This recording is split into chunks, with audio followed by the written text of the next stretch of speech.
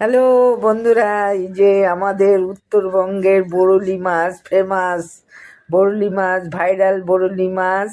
এই যে খুব নরম হয় আর খাইতেও খুব সুস্বাদু। তাই এটাকে হলুদ লবণ দিয়ে মাখলাম, ধুয়ে আনলাম, ভালো করে ধুতে প্রচুর টাইম লাগে। আর এই জিরা ভাজে নিলাম, এই ভাজা জিরাটা লাস্টে বাইটে দিব। আর এই যে এখন মাছটা আজকে আমি লাকড়ির চুলায় রান্না করতেছি।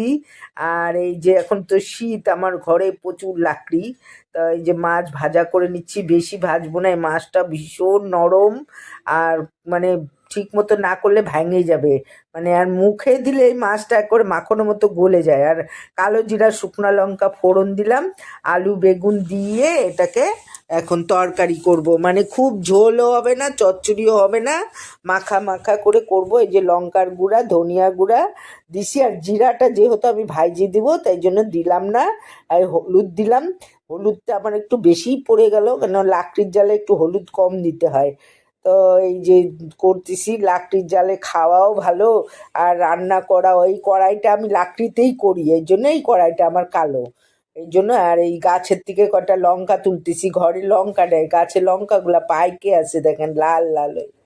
তাই পাকা পাকা সব লঙ্কা তুলে আমি এইটাই আজকে মাছে দিব, বেশ তাজা তাজা লঙ্কা, তাজা আজকে মাছটাও তাজা আনছে, একদম ভালো বরলি মাছটা পাওয়া গেছে।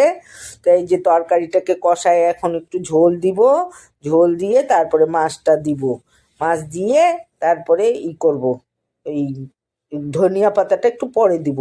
আর একটু জল দিয়ে দিই, কেন কি ফুটবে, লাকড়ির জালে একটু জল বেশি না দিলে মানে ওটা তো জালটা ফুটবে। এই যে মাছও ঢাইলে দিলাম খুব আস্তে, আর ধনিয়া পাতাও দিয়ে দিলাম, দিয়ে আর এই যে ভাজা জিরাটাও দিয়ে দিলাম, দিয়ে এখন মাছটা ফুটবে, ফুটার পরে আমি নামায় দিব।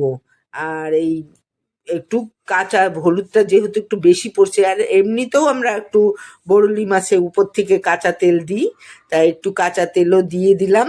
আর হলুদ যখন বেশি পড়ে তখন তেল দিয়ে সেটাকে মেকআপ করতে হয়, তেল যদি কম দিই তাহলে হলুদের গন্ধে আমি খাইতে পারবো না, সেই জন্য এই হলুদটা দিলে তেলটা দিতে হয়। হয়ে গেল, এই যে দেখেন বাটিতে বাড়ছি।